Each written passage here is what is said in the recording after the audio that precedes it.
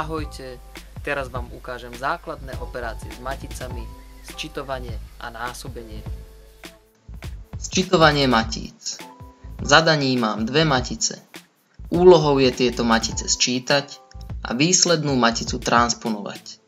Aby sa dali matice sčítať, musia byť rovnakého typu, teda počet riadkov a stĺpcov oboch matíc musí byť rovnaký.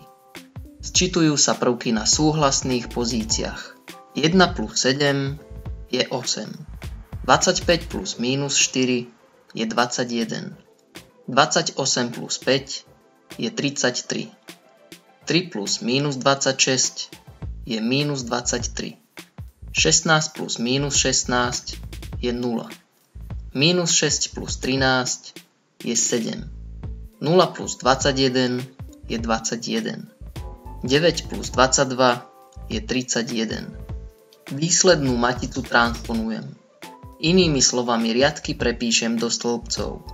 Prvý riadok do prvého stĺpca, druhý do druhého. Mám výslednú maticu. Násobenie matíc. Aby som mohol jednu maticu vynásobiť s druhou, musí sa počet stĺpcov prvej matice rovnať počtu riadkov druhej matice.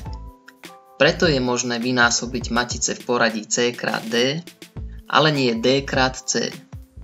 Násobia sa riadky prvej matice so stĺpcami druhej, a to nasledovne. Prvý riadok s prvým stĺpcom. 6 krát minus 2 plus 12 krát 3 plus minus 3 krát 1. Prvý riadok s druhým stĺpcom.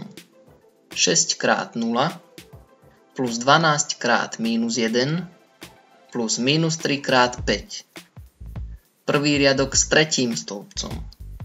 6 krát 1 plus 12 krát minus 2 plus minus 3 krát minus 3. Prvý riadok je vynásobený s každým stĺpcom. Podobne budem násobiť druhý riadok prvej matice so všetkými stĺpcami druhej. 8 krát minus 2 plus minus 16 krát 3 plus 1 krát 1.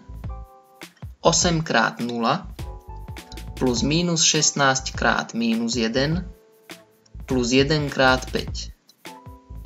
8 krát 1 plus minus 16 krát minus 2 plus 1 krát minus 3. Na záver čísla roznásobím a sčítam. Mám súčin matíc CD.